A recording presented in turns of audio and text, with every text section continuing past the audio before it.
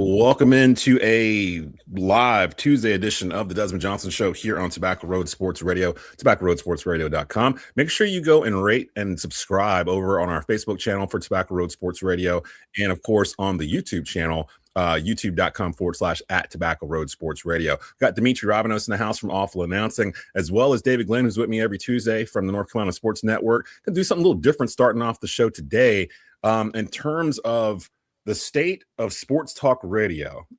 Demetri has this article that's out that just dropped this week on Awful Announcing that I wanted to get to. And I'm like, who better to ask than someone who had the largest syndicated radio show in the state of North Carolina history, David Glenn, and Demetri, who's been all over the place in sports talk radio. Wanted to get a State of the Union kind of address on what's happening in that industry. And then a little bit after that, we've got Devils Illustrated publisher Conor Oneill and Franchise Players co-host Ryan Stone. They're going to come in and pick a bracket blindly for me on ESPN's Tournament Challenge. We're going to do that real quick and see how good they actually are. So let's get this weekend started off with a bang. Let's go ahead and roll the intro. It's the Desmond Johnson Show. Live with Desmond Johnson, son, the live is one. Represent NC to the fullest.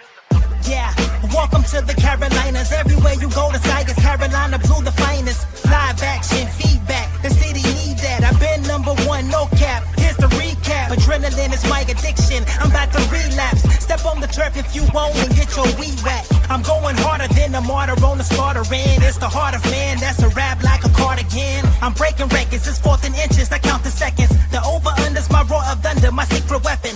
Yeah, the game is to be told. I don't break, I break modes. Follow me on Tobacco Road.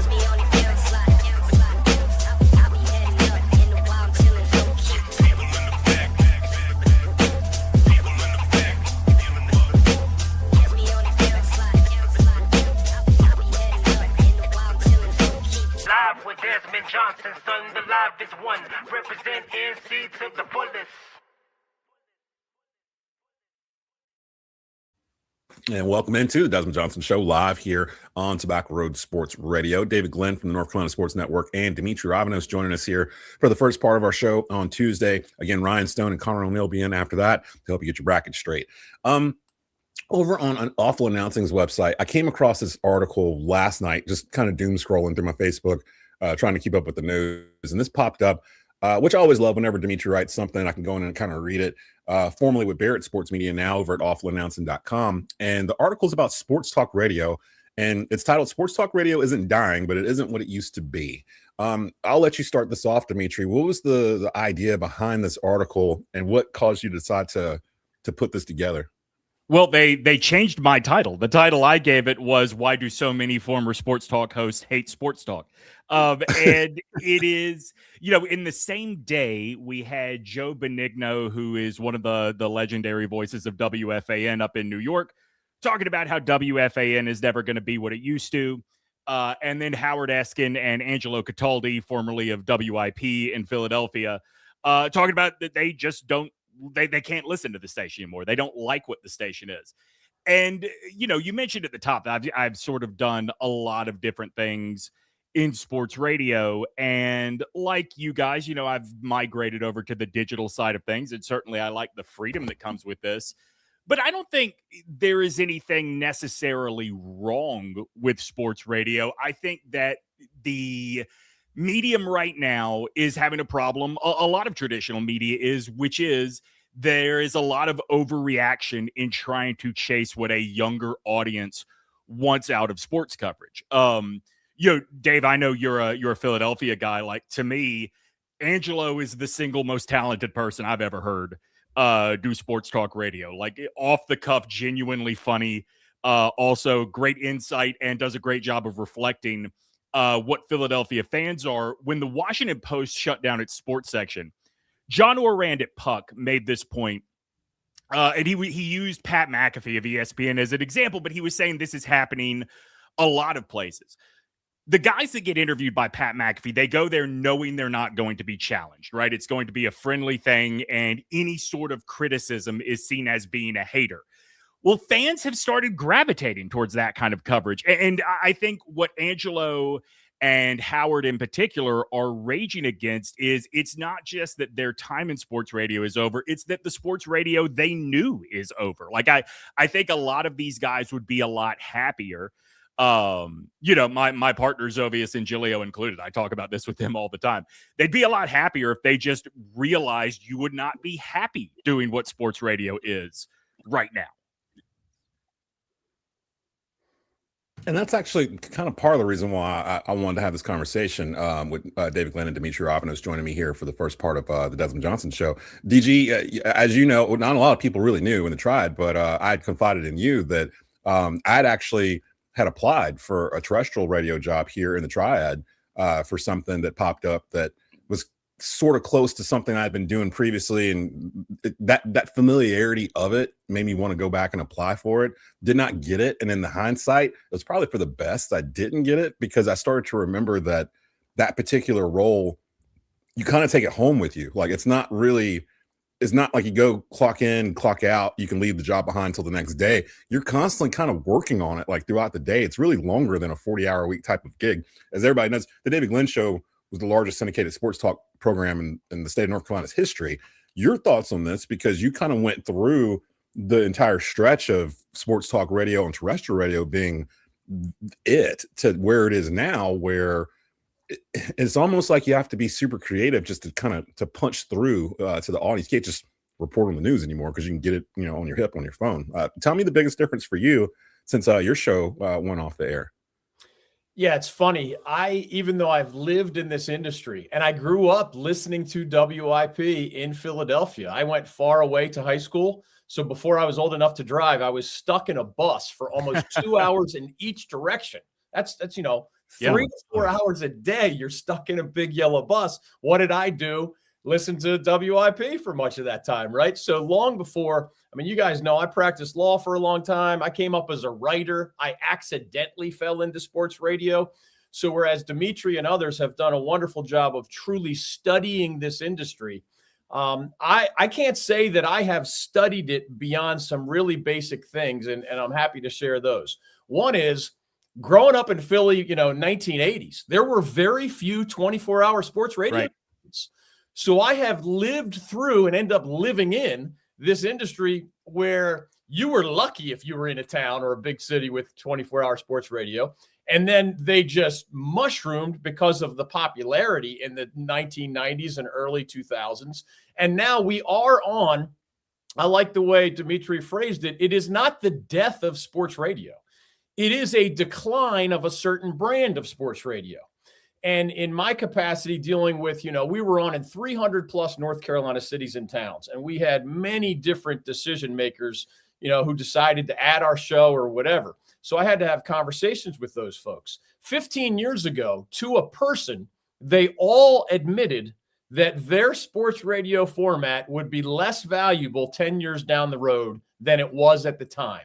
Why? Not because people weren't interesting, not because they're not still interesting and entertaining and informative today, but because the audio pie, my job at the end of 1990s was to be more interesting and to give you reasons to tune into the David Glenn Show rather than news radio, rock radio, political talk radio, whatever else.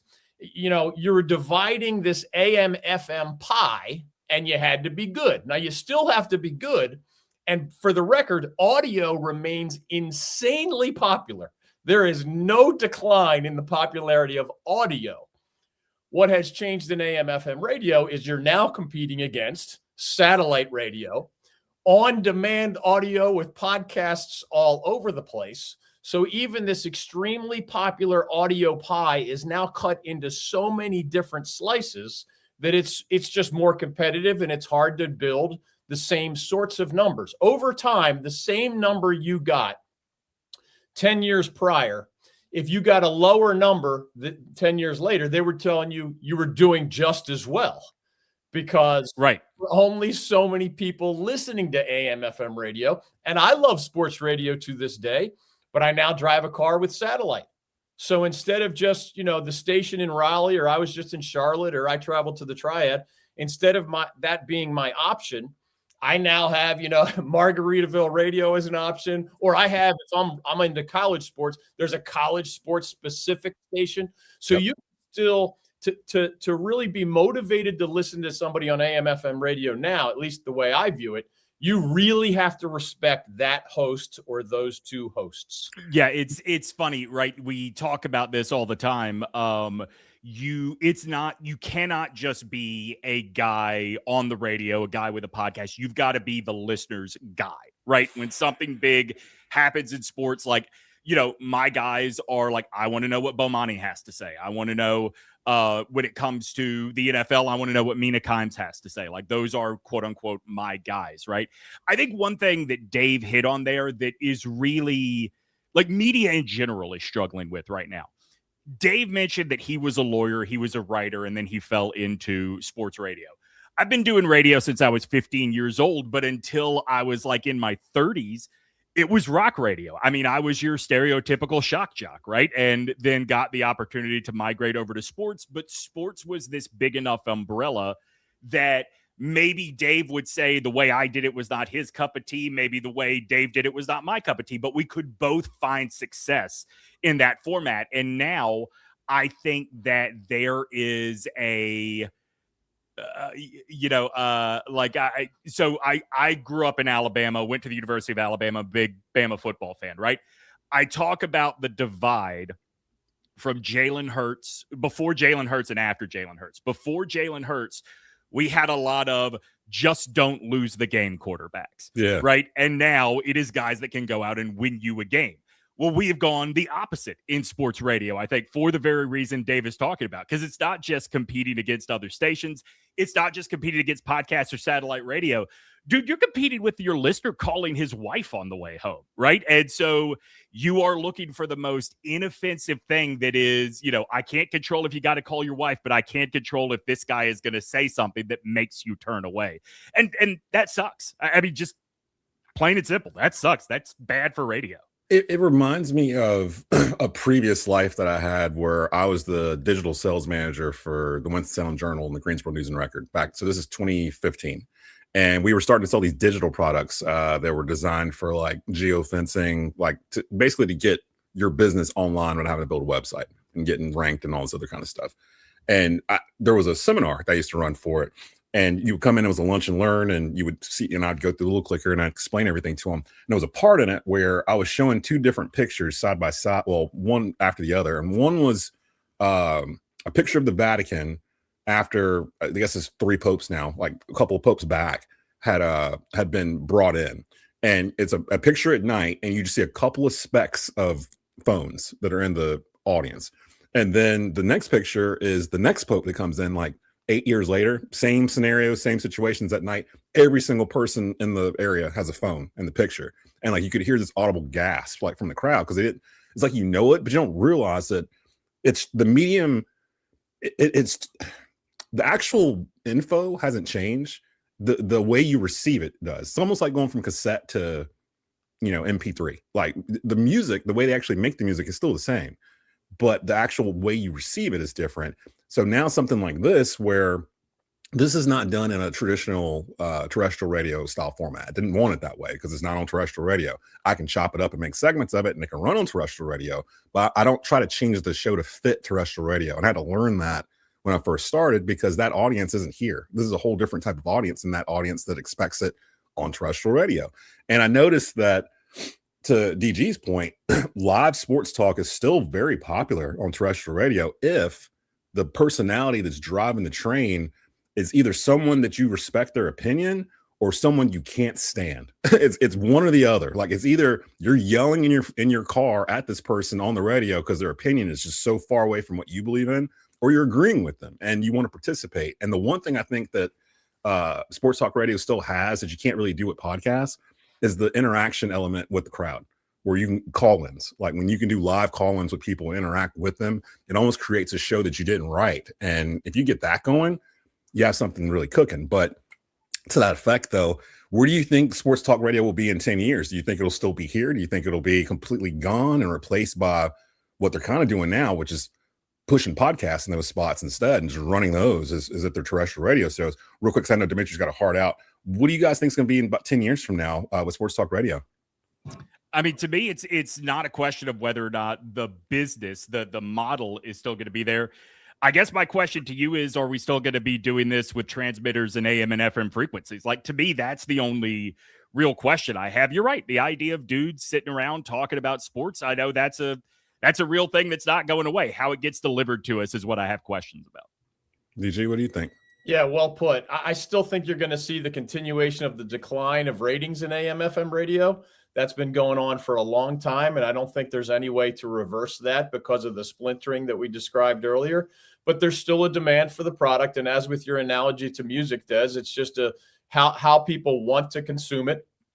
And AM, FM radio can continue its evolution to, even when I was hosting the statewide show, we would post. A lot of people said, "Hey, DG, I love your show, but I can't listen from noon to 3." So we would post it in podcast form so they could do it at their convenience. So you got to do more of that, small bites, big bites, video now, audio.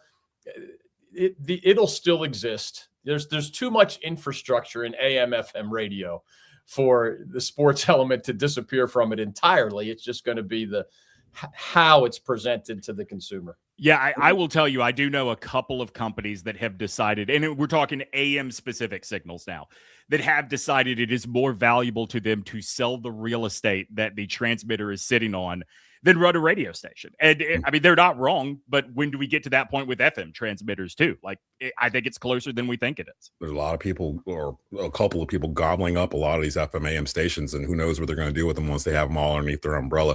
This could be a 2-hour long conversation. When I thought it up, I was like, I probably need longer than 15 minutes, but it's okay. Demetri, I know you got to get out of here, man. I appreciate it every time you come through, and keep pumping out the good work, man. Yeah, thanks, Des. David, good to see you, man. It's been a while. You too, Demetri. Take care, bud. All right. And of course, DG's with us every Tuesday. DG, we'll get back to the tournament next week. We'll be talking Sweet 16 with you. I was trying to give you a little bit of break because I figured you're going to be busy. It's a crazy few days. Fun ACC tournament. I like Duke and Arizona. We can dive into the bracket another time. I like Virginia as well from the ACC. Because of you, I'm watching Virginia because of our conversations all year. You've been really high on Virginia, so I'm keeping an eye on their bracket too. So watch Louisville too from the lower seeds. I think the ACC is going to do pretty well. I think that now. I'm not sure about Carolina. Yeah, I don't know. I'm not sure about some of those middle seeds, but I do like Louisville. And it's going to be fun because we'll see ACC teams in the Tuesday and Wednesday first 4 games. Yeah. I got NC State, Texas tonight. So, so we got that coming up. So, of course, DG will be back with me next Tuesday. Appreciate you, brother. You too, bud. There he goes. That's David Glenn. And we're going to switch this up a little bit. I have not prepared either one of these gentlemen as to what was going to go down. Or maybe I did. I can't remember. I think I might have told them what I want to do here, guys. Ryan Stone, Conor Oneill in the house. Let's see if we can get Ryan a little bit higher. Yeah, there you go. There it is. Make sure you like and subscribe over on Facebook and on YouTube. I know that Ryan and Conor have watched way more college basketball this year than I have watched. So I have not done my bracket yet. So I was like, who better to do my bracket than Conor Oneill and Ryan Stone? So what I'm going to do is pull up my bracket here. And once we do this, we're going to go rapid fire. And like what I want to do is just hit each game. If you know something about that team as you're picking your pick, just say, hey, I'm picking Carolina here because I like Henry Bassar, or I'm picking this because this guy's an alien. He's 7'3" and that kind of thing. And we're gonna punch through this and see what we get. So this is the inaugural Ryan Stone, Conor Oneill NCAA tournament bracket brought to you by Head Realty Group, EXP. So I'm gonna pull up this bracket here. This is awesome. This is gonna be the only bracket I do all year. Oh, really? You don't do them anymore? I waffle back and forth, and I just kind of decided yesterday, I've got too much to do already. Driving down to Greenville today, so I'll enjoy the games. I've enjoyed doing both things. I've enjoyed doing brackets, and I've enjoyed the years that I've kind of taken off. I kind of haven't done it seriously the past 2 years, but I was like, you know what? Let me see if I can get some of my guys to do it for me. I was going to put a little music on and everything, but we're just going to go. So let me pull this banner down so we can see Conor's face here, and we're going to try to just figure this thing out. So, all right. Starting off, Duke Siena. in the East, we're just going to start off with the number 1 overall seed here. I assume I'm bumping them forward. Yeah. Yes. Just, Sienna's coached by Jerry McNamara, if you want an interesting note. But that's about it. Yeah, this is why I wanted to do this. I want the little nugget to look at when we're going through this here. The 8-9 Ohio State TCU. That is actually Thursday at 12:15. It'll start off the round of 64. I like Ohio State. Ryan, you feel the same? I went with TCU here, but I mean, it's not a strong feel. I think your TCU's from in my opinion, the tougher conference in the Big 12. Not that the Big 10 isn't a good conference too, but it's a coin flip game. And frankly, if you're filling out a bracket, it's not that important of a game because Duke's going to beat either one of them. That's a very fair point there. So are we just gonna see? I didn't think about it. Give Ryan the nod there. Go TCU. All right, so Duke TCU. St. John's, Northern Iowa, the 5-12 game. That is Thursday at 7:10 p.m. St. John's has won their last 19 out of the last 20 games or something nuts like that. Yeah, St. John's is hot. Yeah, Northern Iowa wasn't even that highly rated in their own conference before the conference tournament. So it is the first time they've been in like 10 years though. So which was surprising to me. So we're moving on with St. John's there. Kansas versus California Baptist, the 13 seed here. Yeah. I mean, Kansas has been known to have some quick outs. Kansas could be in trouble depending on Darren Peterson's situation, but if it was a better 13, I think they'd be in more danger. Yeah, I think Kansas got a decent matchup here. All right, so St. John's, Kansas. Here we go. Louisville, South Florida, the 6-11 matchup that's given us some upsets over the past couple of years. That is a Thursday 1:30 p.m. matchup. I'm going to disappoint David Glenn here. 100%. I like South Florida here. I think that they're a team that really know their roles, and I think that's been an issue for Louisville all season, along with consistency. So I like South Florida in this one. Ooh, okay. And it's not a guarantee that Michael Brown plays. Yeah. So you're going South Florida too? See, I love it. So we got South Florida, the 11 seeder. Number 3, Michigan State versus the Jackrabbits of North Dakota State, Thursday, 4:05 p.m. tip off. Yeah, I mean, Michigan State doesn't shoot it that great, but they're going to have the depth and the toughness and the athleticism to get past a 14. If there is a 3-14 matchup that's close, I think this might be the one, but I do think Michigan State prevails. All right, Michigan State moves on. The 7-10 UCLA versus UCF. This is the region when I was watching them do the brackets where CBS was like, there are 31 national championships in this particular bracket between Duke. I think Ohio State has one. Kansas, Louisville, Michigan State, UCLA, UConn. Yeah, there's a lot in here. What you got here with UCLA and UCF? How healthy is Donovan Dent? That's the question for UCLA. Right. I would go UCLA if Donovan Dent's healthy, and then I honestly think UCLA could give UConn some trouble in the next round. But again, I don't know how healthy Donovan Dent is, but I'll still go with UCLA here. I would lean UCLA. Yeah. Okay. The 2 seed UConn taking on 15 seed Furman. That is Thursday night, 10 o'clock tip off. That's UConn. Godspeed to Furman coming off what just happened to UConn. So we'll move on to the Bob Ritchie can coach, but he can't coach that well. Moving on to the South, first round. Defending national champion Florida taking on. Yeah, I don't think it really matters. Prairie View and Lehigh, I believe. I was going to say, is that Prairie View? Did Prairie View make it this tournament? Yeah. And that's Lehigh? Yeah. This is not 2011. I don't think they're going to be able to pull this off here. We were just talking about the dude doing the nene at the end of the game they beat Duke in Greensboro yesterday. I believe Amos Hoops actually. The 8-9 game. I know a couple people at the game apparently. Everyone was there. I was there. I was at that game. I watched that. 8 seed Clemson, 9 seed Iowa. This is going to be a rock fight in a 1st to 50 type game. Give me Iowa. I just don't. Clemson's been so up and down all year. They don't have a rim protector, do they? Clemson. They just lost their best forward, Carter Welling. That's right. Yeah. That's another factor too. I think that's why I go with Iowa. The SEC champions, Vanderbilt, taking on McNeese, the 5-12 matchup here. I'm not totally sold on Vanderbilt just for the fact that they have 2 former Carolina players that used to frustrate the hell out of me last year, and now they're leaning on them. So I don't know if Tyler Nickel and Jalen Washington are enough to push Vanderbilt deep in this tournament. But this is why I don't know nearly enough about McNeese compared to when they had Wade the last 2 years. They were here last year. That's why I think they're not going to sneak up on anybody. I like what I saw from Vanderbilt in the SEC tournament, so I'll go with Vanderbilt. Vanderbilt, okay. 4-seed Nebraska versus 13-seed Troy. My understanding, Nebraska's never won a NCAA tournament game. Sounds right. Is that right? I think that make them the only power conference team that's never won one. Did they do it Thursday? They might not. Troy's good.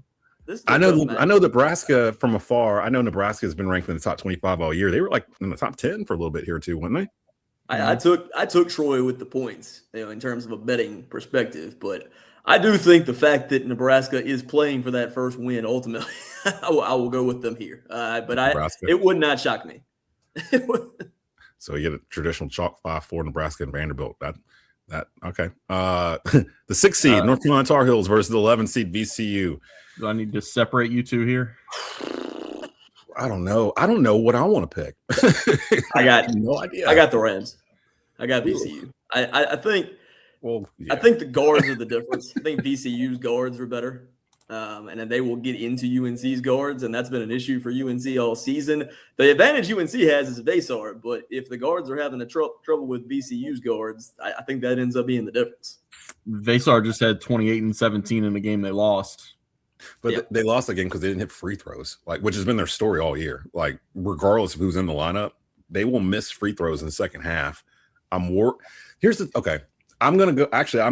gonna veto and push Carolina through for one reason.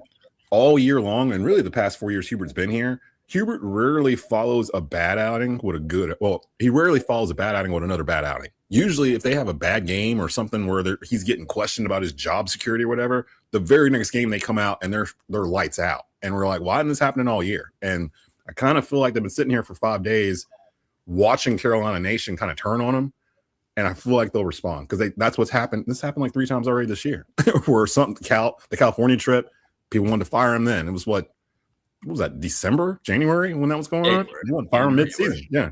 No plan, don't know who we want to bring in. There just has to be somebody better than Hubert Davis, apparently. So I'm gonna move North Carolina forward because I'm sorry, Ryan. That was gonna be an awkward conversation anyway. 3-seed Illinois, 14-seed Penn, Thursday, 9:25 p.m. The lineup. Pour some out for TJ Power, but I think he poured all of his out in the Ivy League championship with 44. So Illinois guards are too good. Ooh. St. Mary's, Texas A&M, the 7-10 matchup, Thursday, 7:35 p.m. St. Mary's is one of the most consistent. You know what you're going to get from them every time out. I like St. Mary's. Didn't they beat Gonzaga last week? Yes, I believe so. And we never even hear about. I haven't really heard a lot about Gonzaga this year. They've just been doing Gonzaga stuff. They're on the other side somewhere. You going St. Mary's too, Conor? Or yeah, I'll lean toward. I'll give Ryan the edge on that one. I don't think I've seen St. Mary's play a game all year. Yeah, it's always like an 11 o'clock tip off for St. Mary's, so we'll push them forward. And then the 2-seed Houston, who made it to the Final Four last year, made it to the national championship last year, taking on the 15-seed Idaho. Houston does dirty things to the low majors that don't have the athletes. I mean, they're grown men. It feels like they're grown men. It's not fair for them to be in a 116 game or a 215, I guess. So you got Houston and St. Mary's. I'm going to flip it up here to the west. The 1-seed Arizona taking on 16-seed Long Island. That is Friday, 1:35 p.m. Yeah, Zona. Yeah. Push them on. Why is Villanova an 8-seed? You know what? All year? Villanova and Utah State, the 8-9. What? I like Utah State. I've seen Utah State a couple times. I think they're a pretty good team. Yeah. I'm down with that. All right, Utah State. The 5-seed Wisconsin taking on the 12-seed, the High Point Panthers. I think they're 30-4 or something like that. It might be 200 points scored in this game. Yeah. Can High Point score more? That's the That's the question. Can they stop anybody? That's the question. I did take High Point just because there's gonna be a 12 that beat the 5. I don't know. Yeah, we haven't picked one. We've had all the 5 with St. Joe's and Vanderbilt. We picked them in advance. So is this the one? I'm good with it. As much as I don't like High Point, I'm good with it.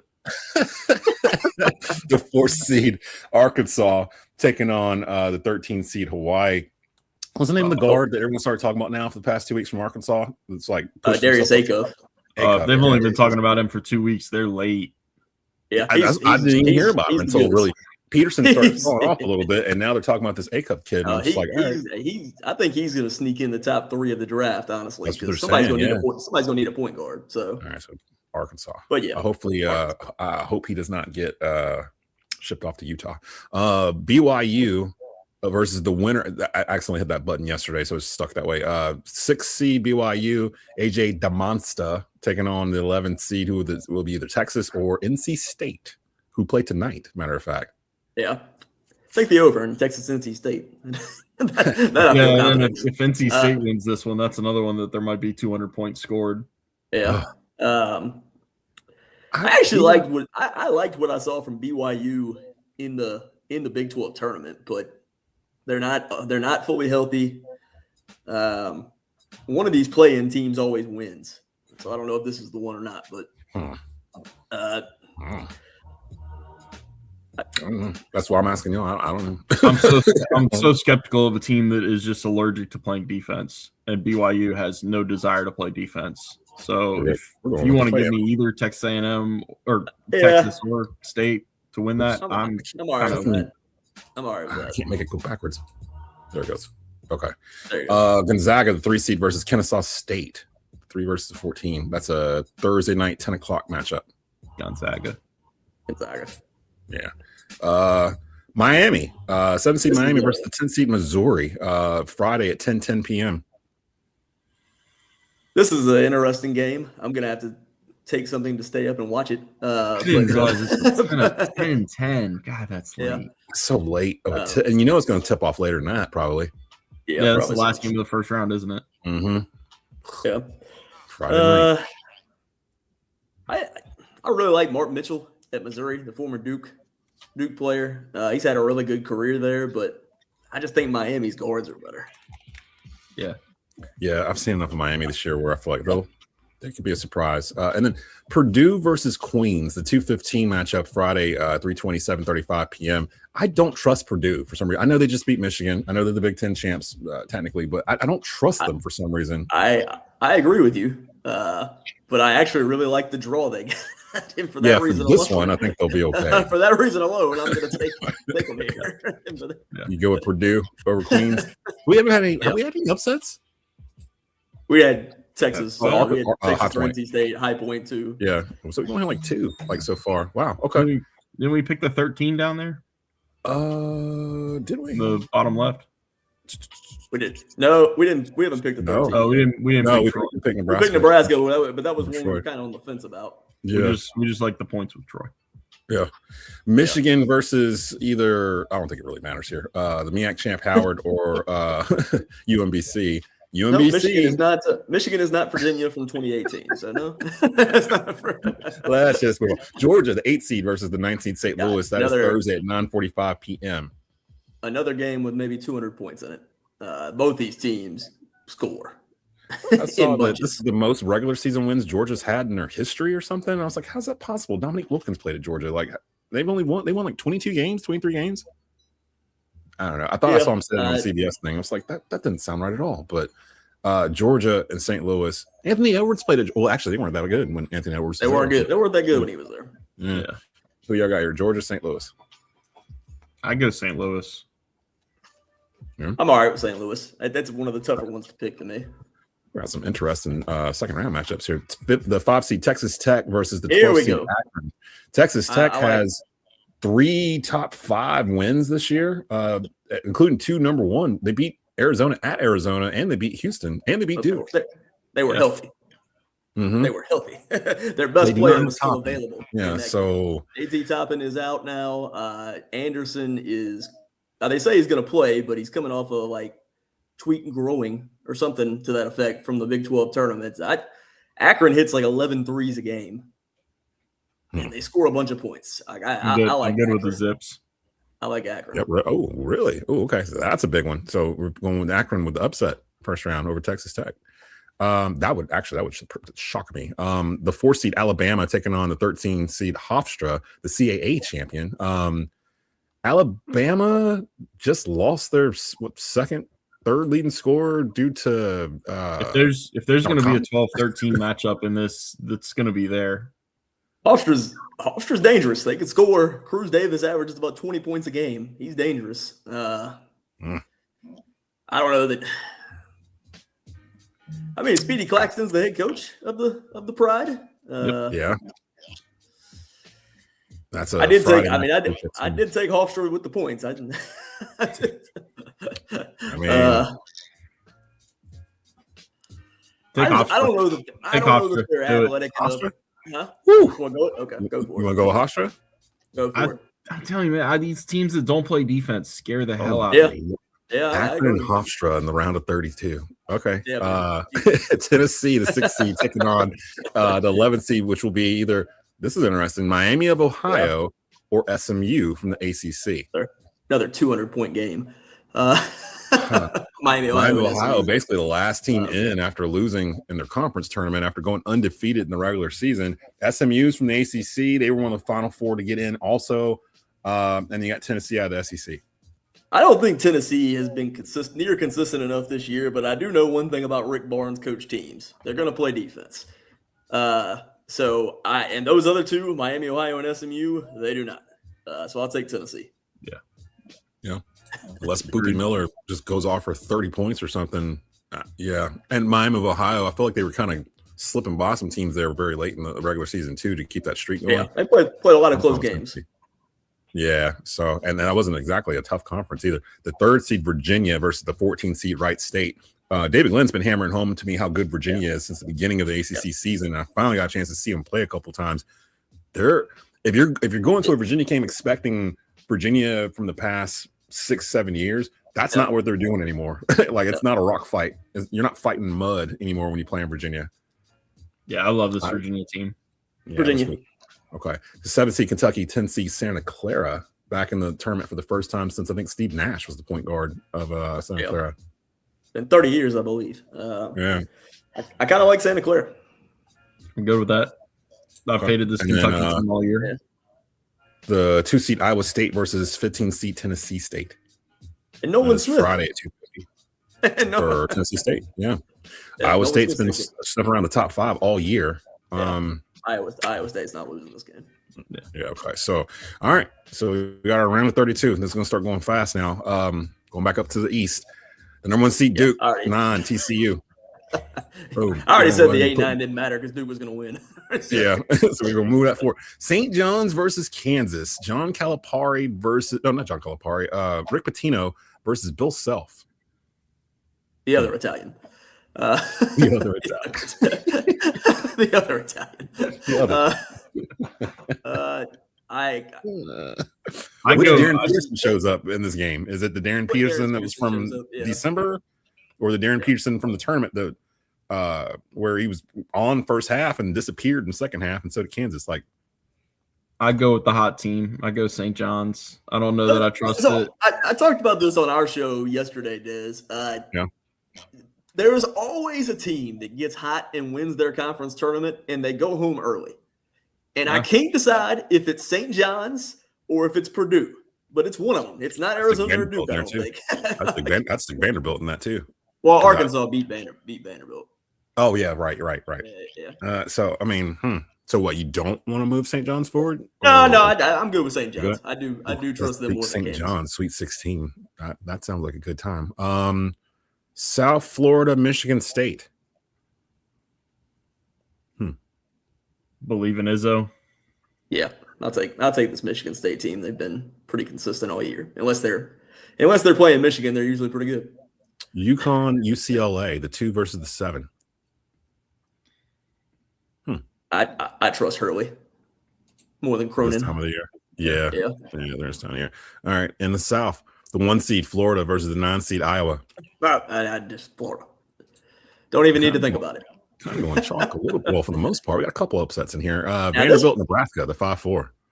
Now this one, I like Vandy in this matchup. Connor may feel different, but I like Vanderbilt. I do too. I don't know that Nebraska has the size to really take advantage of Vandy. You have to have size to beat Vandy.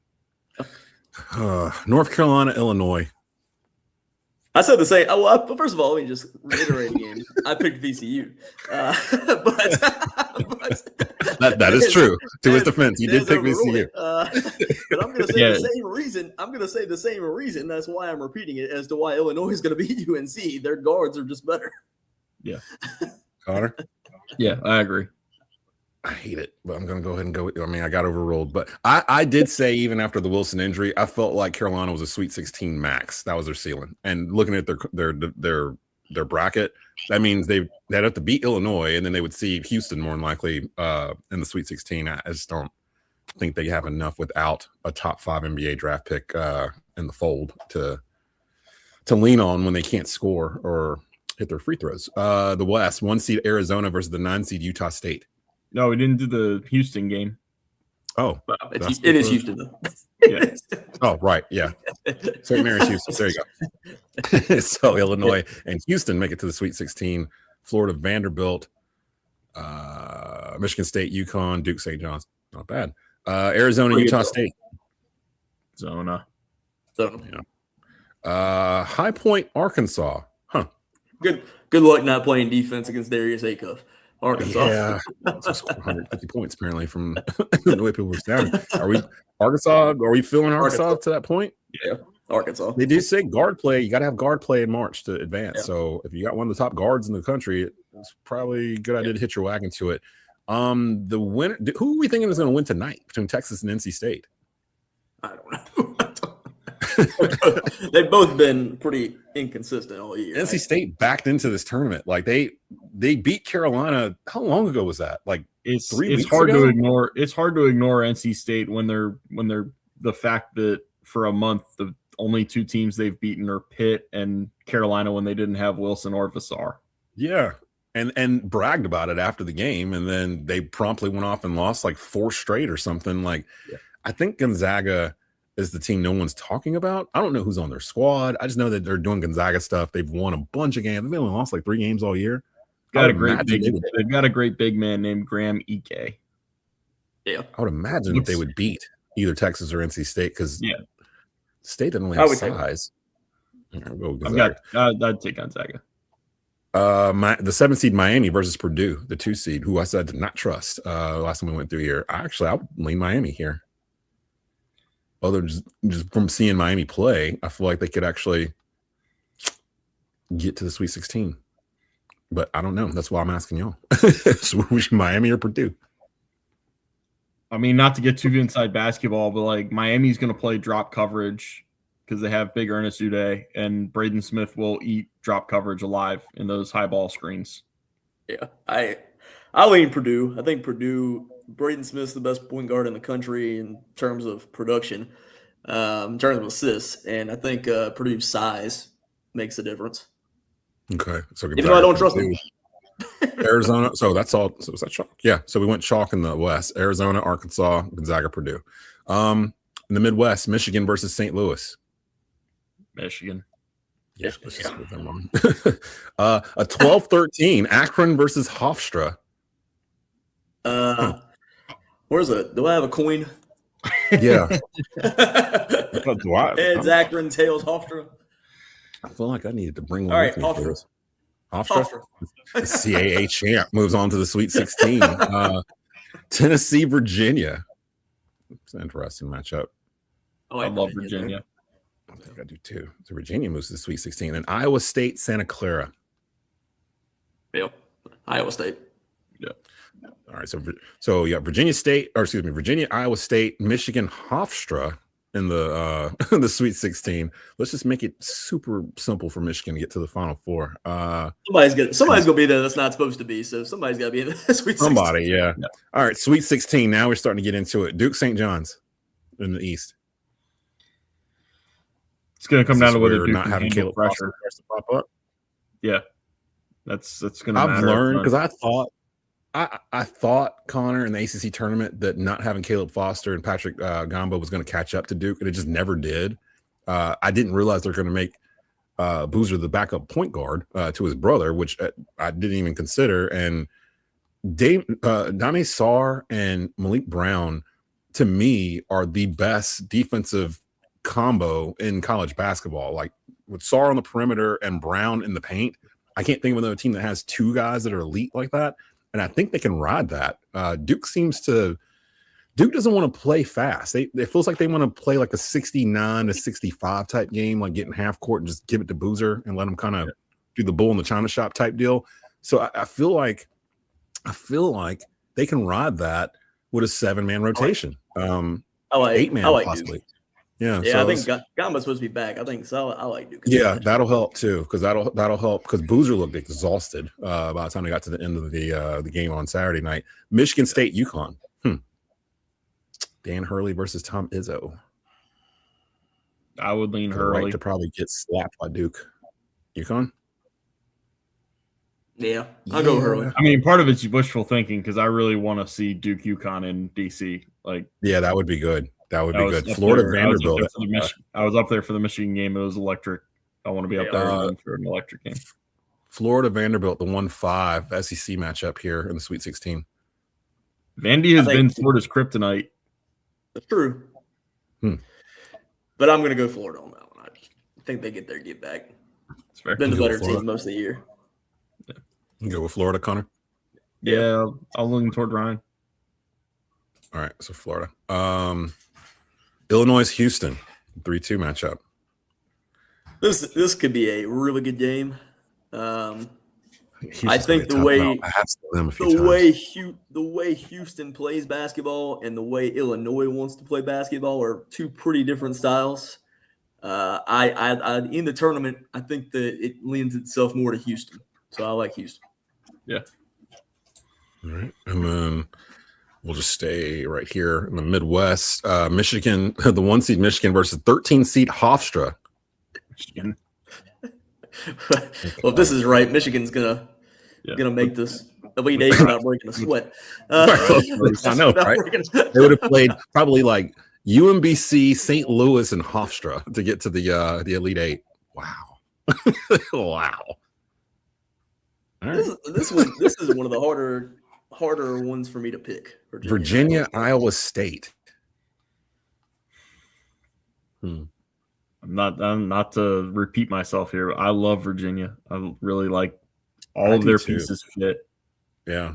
And Also, they're- Iowa State historically has a tendency to not make it as far as they're supposed to. that's true too. And I think this Virginia team is playing with a lot of momentum and a lot of confidence. Like Conor said, all their pieces fit together really well. They've got size. Aren't they block playing a with lot like of European shots. pros?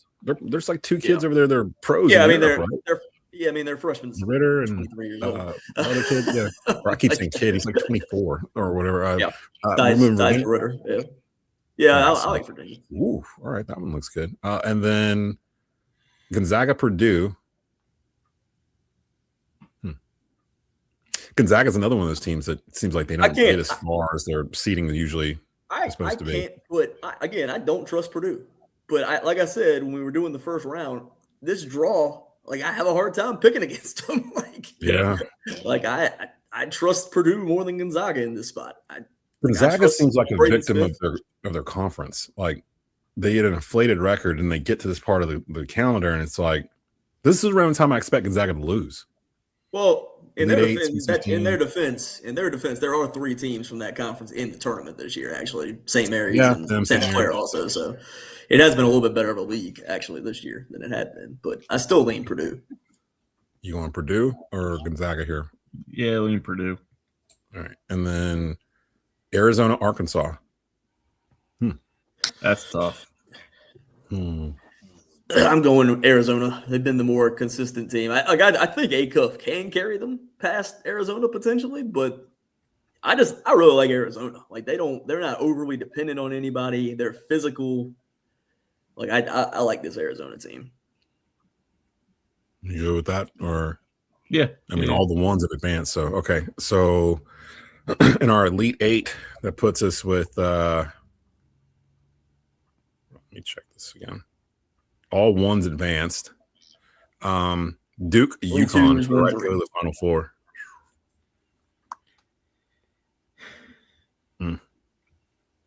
I have a hard time picking against this Duke team right now. I hate it. I hate it. But it's like every time I try to write them out. When it comes to this matchup, it's kind of stuck in my mind what St. John's did to UConn on Saturday night. And maybe that's not the right way to approach it, but that has not happened to Duke all year. Even the games that Duke has lost, they honestly probably should have won. Yeah. So I'm gonna go with Duke. I think Duke's the best defensive team in this whole field. Yeah, I think on KenPom, Michigan's got them by like a 1/10 of a point. See, and I'll take their head-to-head to, because, I mean, that's really why they won, because Duke's defense just rattled Michigan, like, in terms of the second half in particular. They just couldn't – sometimes Duke has these stretches where you can't do anything, like, on offense. And I'm watching them, like, it feels like there's 7 guys out here. Like, they're just all in the passing lanes and just disrupting stuff. Like, I feel like UConn doesn't really have guy this year. There's no like I feel like Donovan Clingan or somebody like that where they can kind of just dump it into. I feel like you're gonna kind of have to have that to beat Duke. All right, so Duke, yeah, because I'm looking at the teams that are left, and more than often than not, all of these teams that are left have some sort of lottery pick on them, for the most part, yeah, or top 10 pick on them. Looking through them, so we're gonna move Duke ahead to the Final Four. Virginia would be the exception, I believe, but who? I think Virginia would be the exception. Oh, Virginia, right? Yeah, if they get past, yeah. So 1 Florida, 2 Houston. I think Houston gets their payback. They've got guys left from last year's team that are holdovers. I don't think this Florida team is as good as last year's team. So I like Houston here, but trust like Houston guards more than Florida guards. Mm-hmm. That sets up a rematch of Duke and Houston in the Final Four. All right. And then Arizona, Purdue, the 1 versus 2 in the West. This one might be the lone blowout.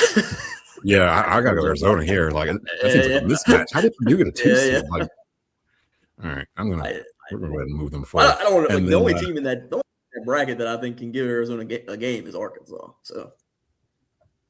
Yeah, and they play them in the Sweet 16. See them Sweet 16. So, and then in the Midwest, Michigan, Virginia. Well, Michigan ought to be well rested. Michigan. So we got 3 1s and a 2. So Duke, Houston, Arizona, Michigan. That sounds. I don't know how we got here, but that sounds about right to me. Is it Duke and Houston? Houston again, or does Duke get their payback? Yeah, I think I'm going to go with that theme. I think Duke gets their payback in this one. Also, they may have Caleb Foster back for this game. I can't believe Caleb Foster will be back after, 3 weeks with a fractured foot? Like, that doesn't sound right. I don't know I don't know. know. It in the Carolina game? That'd be about a month. It'd be about a month, about 4 weeks. I'm pushing Duke forward. I'm very tentative to have them win the whole thing, but Arizona, Michigan. I think that's a coin flip. Yeah. I lean Arizona. See, I was kind of going the other way. I lean Arizona. I think they've been they've both been extremely consistent. I'd lean Arizona too. They had one bad week in the whole season. Okay, so we don't get that bad week. That bad week, they lost to 2 teams that were ranked in the top 10 or something like that. So one of them that falls on a Monday. One was Texas Tech, and the other one was like Houston or somebody or Kansas. Somebody. Yeah. So Duke, Houston, Duke, Arizona for the national championship. Does it feel like 99? Wasn't that the matchup? Yeah. I was hoping for Duke, Michigan, to be honest. Hey, because I think everybody would like to see that complaints about me. Yeah, I would. You're not going to hear If any this is- complaints if we get a rematch of that one. Yeah, I mean if this ends up being the Final Four, I'd be happy either way. Like whoever plays. this seems like these have been the top 4 teams all year, basically, in my opinion. Like it's been these 4, and you could swap out Florida who had a run late, or UConn. Iowa State's in the top 5. I mean, UConn's been in the top 10 most of the year. Yeah, UConn's been flirting around with it. Like, I mean, this is pretty much this is who we kind of thought was going to be there. We had some fun getting there, but this is kind of the Final Four. Who Duke, Arizona. My mind can't wrap around John Shire winning a natty in year 4 and literally just getting better every season he has coached. Like he's gotten further in the tournament each year. So he went Elite 8 last year, Final Four. We're saying he's going to be in the national championship. He has the best team. I think this hurts me so much. It hurts my soul. John Shire is probably the national coach of the year for what he's done with this roster. He didn't even go in the portal. Like, I mean, I would say it's him or they did go in the portal. Their portal guy is playing minutes for the Grizzlies. Oh, well, he didn't get anything from the portal, I should say, in terms of he basically just elevated like 2 or 3 bench guys to start, brought in the Boozer twins, and rolled it out there. And I mean, it's kind of refreshing to see in today's NIL transfer portal world that you don't have to use the transfer portal if you can convince kids to stay. But that's kind of rare too, convincing kids to stay. Oh, and shout out to Caleb Wilson, who just got nominated or just got put on second team All-America, which means he will get a jersey in the rafter, which probably means he will not be back at Carolina like B-Dot has been campaigning for the past 2 months. There's no way. There's no way that every time he does it, I'm like, maybe you got a point. Maybe. And then like 12 hours later, like I'll wake up from sleep and I'm like, no, no, that's not going to no. So Duke, Arizona, is this the year that Duke gets their payback for us beating them in the Final Four? Because they've been starting to talk again, but they could really start talking after this if they pull this off. I'll say 3 of their 5 tournament championships came in Indy. Yeah. Oh, one of them was against Arizona. You're right. Oh. Isn't Arizona deeper though than Duke? Like this is a pretty deep team, right? They're about the same. I think the difference, the big difference is that Arizona is not overly reliant on one guy per se, statistically, like Duke is when it comes to Boozer. Duke, they're pretty balanced scoring wise. Yeah, get Boozer and foul trouble, get him out of there. That's easier said than done. He's not in foul trouble often. Are we about to pick Duke? Is that what's about to happen? It feels like that's what's about to happen. I don't have a reason not to pick them. Like I haven't seen them. I've not seen Duke in a game yet this year where I'm like, whoa, they're overmatched. Like in this matchup, like they've been the bully in every single game I've watched them play. They're elite at imposing their will on you and making you play their game. Yeah, and they're playing together. Like that's the one thing I've noticed. They're more of a team than last year's Duke team is, in my opinion. Like they're more closely knit. Where Duke was top heavy last year. I don't know how they didn't win it last year, to be honest, with Concanupple and Hooper Flag. But I'm sure there's plenty of Duke fans that would agree with you. We're talking about that for 30 years. Is this the? But we're talking about right up until Cooper Flag and Concanupple could be going into the Hall of Fame, like based on the start. But then again, this is the spot where Duke sometimes doesn't close the deal. So we've seen this before. Duke has the best team all season. They get to the Final Four and they don't bring it home. We just saw it last year. But Boozer's the best player. I'm not sure Duke would have beat Florida last year, to be honest. Even if they had. That's true too. Even if they had beat Houston, the way Florida was playing at that point, they don't play defense like this Duke team does. That's the thing that's changed my mind about this Duke team actually possibly winning it all is their defense. Like their defense is so good. Like I'm trying to think of another Duke team to compare it to, but it's just really good. It's frustrating watching it. Where you're just like, man, like get off of me, like get off my man. Like you're just in his pocket. Is it enough to beat Arizona? The one that beat Arizona the last time was pretty good defensively. Was that 99? It's No, 2001. 2001. Yeah, 99 they lost to UConn. Shane Battier, Boozer. Jay Williams, yeah. Yeah. I'll let y'all decide because I don't want I don't want to decide because I cover Duke. Ryan, make a pick. Ryan, make a pick. Man, I honestly picked Arizona, but Really? I honestly did. This is actually my exact Final Four, and I love it. actually picked Arizona. But Let's go. Arizona's your national champion. There you go. How many total points? I mean, you guys kind of almost talked me into Duke there, so I don't. How many total points will be scored in the championship game between Duke and Arizona?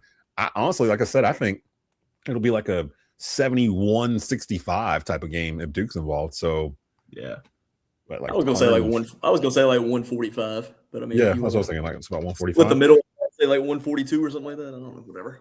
All right. Well, I'm splitting this 3 ways with you guys if we win anything. All right. Watch us go like have like the perfect bracket or something stupid in here because we picked High Point. There's no way. We have Hofstra in the freaking Sweet 16. We got Hofstra in the Sweet 16. There's always one. There's always one team where I was like, damn it, who's the guy with the perfect bracket that picked Hofstra to make it to the Sweet 16? And it'll be a Hofstra clarify somebody. Hofstra beating Akron was literally a coin flip. We literally flipped the coin. Hey, welcome to March, baby. That's how it goes down in March. It's all about matchups and numbers. So I did not prep Conor or Ryan for this coming in. I think I might have said something to Ryan about it briefly, but I don't know if he knew we were going to go through the entire bracket like this. So that's your official Ryan Stone, Conor Oneill, Desmond Johnson show bracket. You've got literally Duke, Houston, Arizona, Michigan in the Final Four. And you got Arizona topping Duke in the national championship game. Let's see what happens. So we're going to go ahead and get out of here. I will be back Friday, I'm pretty sure, and we will do some NBA talk with Matt Alqueza from the Charlotte Hornets, from Hornets on SI, as the Hornets are trying to jockey for position in the NBA, and we'll take a look around everything else going on in sports as well. Plus, we'll talk about what happened on Thursday. I'll probably be mad because Carolina plays Thursday in the afternoon. I don't know what Carolina team's going to show up, so join in for the crash out on a Friday, more than likely. So we'll see what goes down with that. But thanks to Ryan. Can I come on if VCU wins? Actually, yes, if you want to. Yes, you can come on because I'll be like, you did actually pick them on Tuesday's show live, and I overruled it, and that's what I get for doing that. Shout out to David Glenn and shout out to Demetri Ravanos for coming in earlier. We'll be out of here. I will see you guys Friday live at